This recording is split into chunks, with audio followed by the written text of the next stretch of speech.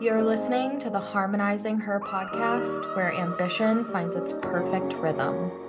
The show for the multifaceted, multi-passionate woman who's ready to harmonize all parts of herself.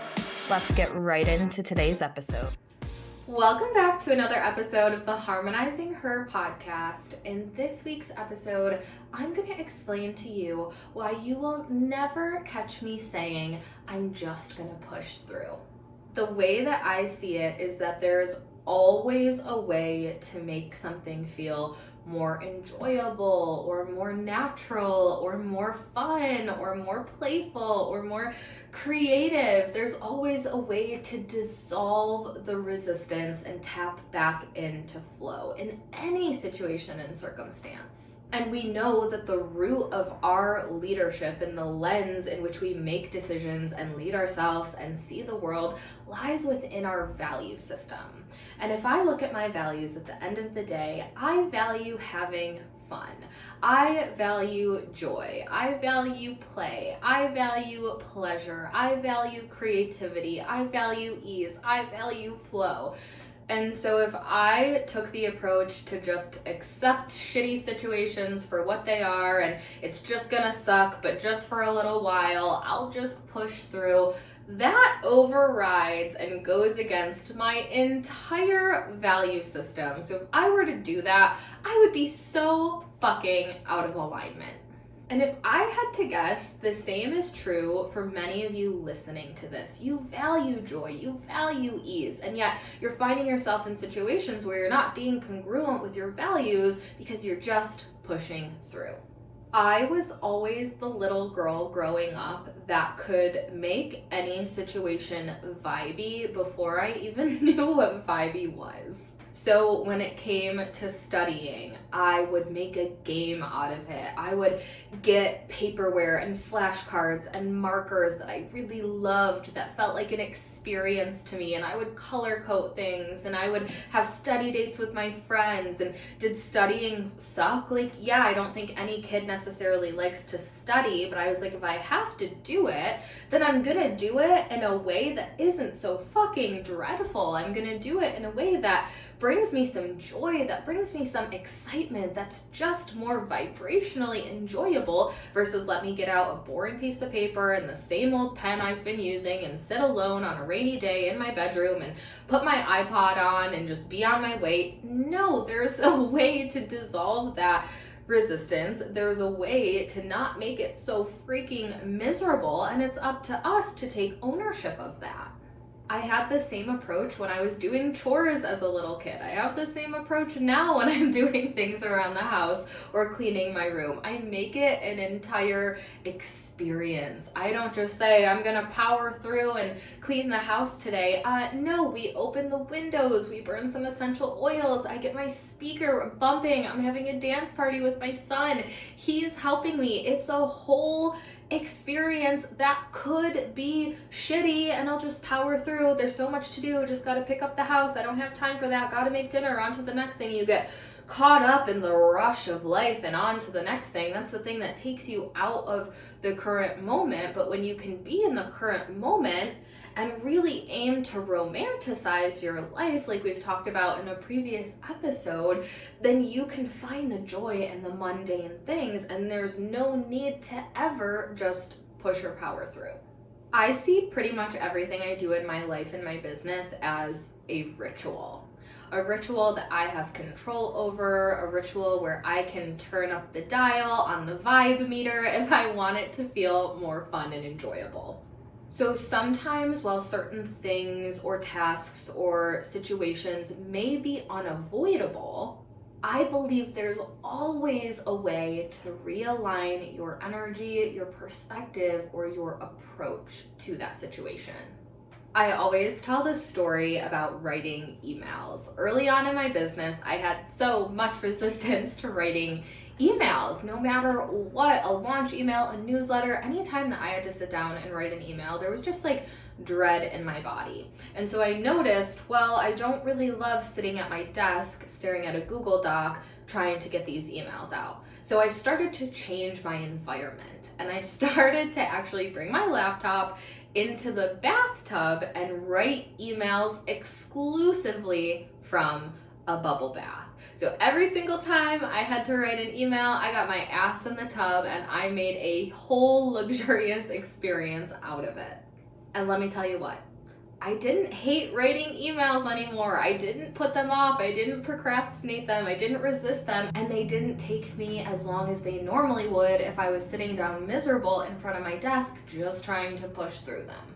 Something else to be hyper aware of, and this is something that I want you to stop doing because it's truly the biggest waste of time in your life, is creating mental dread. This is a concept that I talk to my clients a lot about, on how we just get in our heads sometimes when we know that we have to do something that we're not necessarily looking forward to, or we think it's going to be hard, and we create this big situation in our head and this energy of avoidance and dread and misery of like, it's gonna take so long and it's gonna be so hard and I really don't want to do it. And there's this whole narrative going on in our head.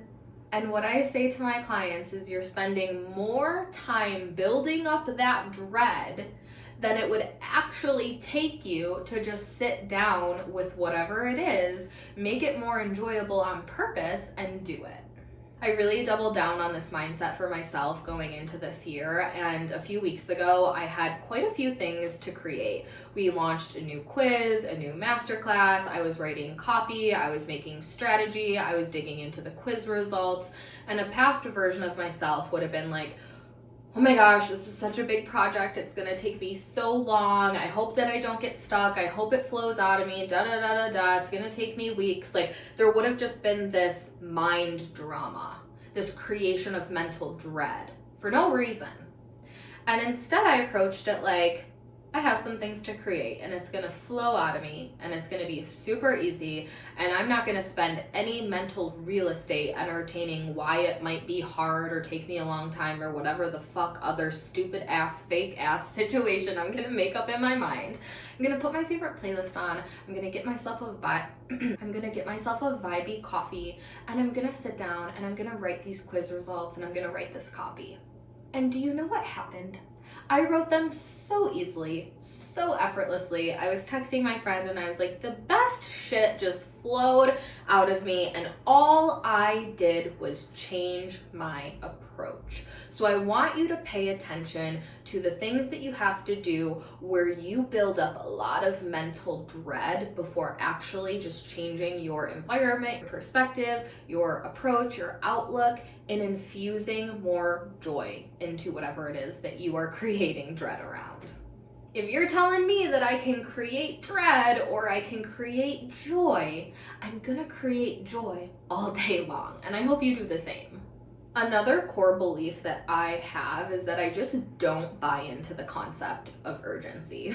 I tell my team all the time, nothing is life or death. Nothing is that urgent where we have to push through and create a miserable environment and operate on high stress. Nothing is life or death.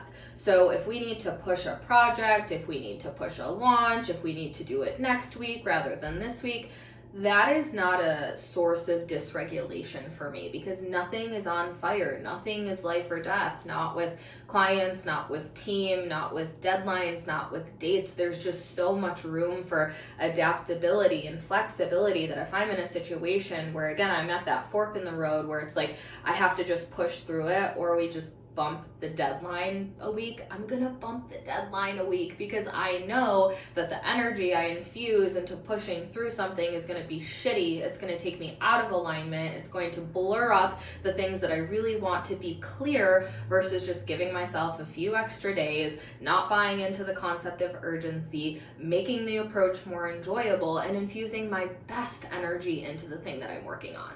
You pushing through things is not a service to you. It's not a service to your team. It's not a service to your audience. It's not a service to your clients. You pushing through things does nothing for nobody, except probably makes you more miserable and dilutes the artistry that is your work.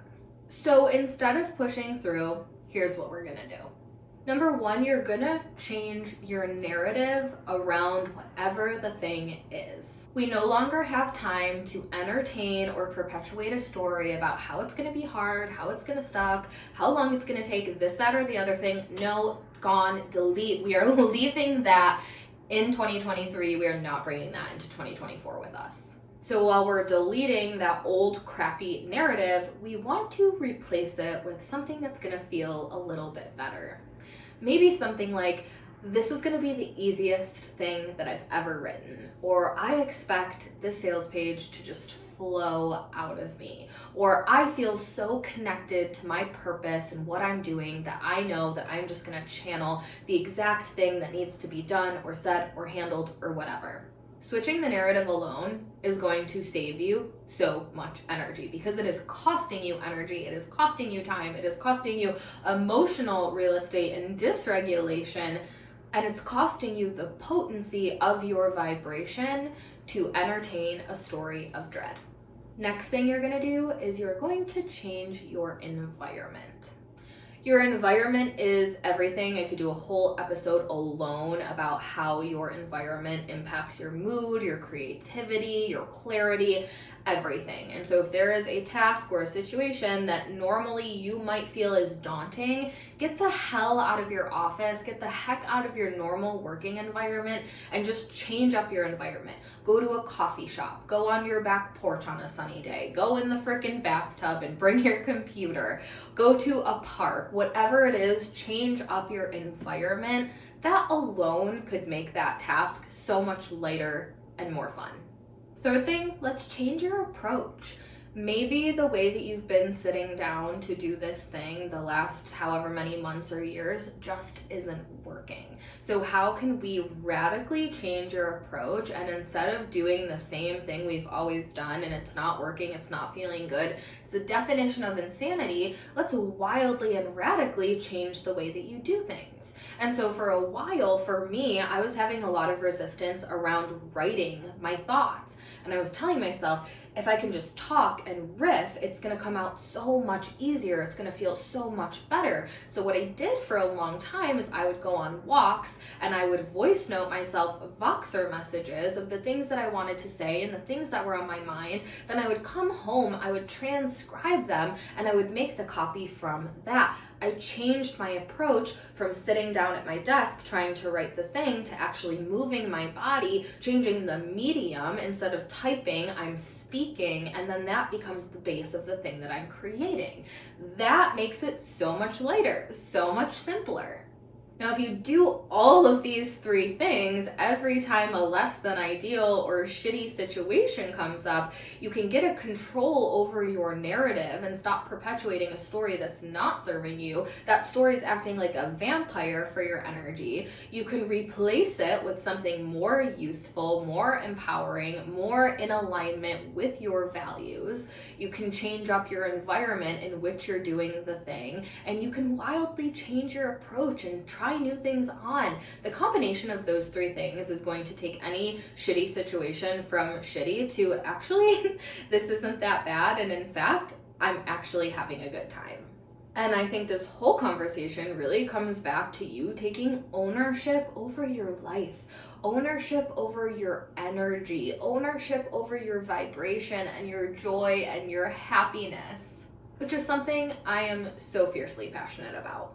The prompt I want to leave you with in this episode is to really revisit your values. I want you to get out old school pen and paper and just reassess, what are the things that are truly important to me? What are my internal compasses? What are my North Stars? What is the lens in which I see life through? What are the things that I really value? And then I want you to compare and contrast. Here are the things that I say that I value. Where are situations in my life or my business where I'm pushing through or choosing to do the hard thing that's going against my core value system? I want you to find those misalignments, and I want you to realign them by playing with some of the things that we talked about in today's episode. I already know that you are well on your way to feeling happier, lighter, freer, and just more joy over things that maybe once didn't feel that way. I hope you have an amazing rest of your week, and I will see you in next week's episode. That's a wrap for this week's episode. As always, I'm your host, Taylor Slango, and I appreciate every time you listen to the Harmonizing Her podcast. It's my mission for this show to be a catalyst that empowers women to break out of their boxes and stop trying to niche down who they are. Make sure to stay connected by subscribing to the show, connecting with me on Instagram at Taylor Slango, and going to taylorslango.com/podcast to subscribe to the Harmonize Weekly newsletter, where I'll drop the latest episode and a few extras in your email every week.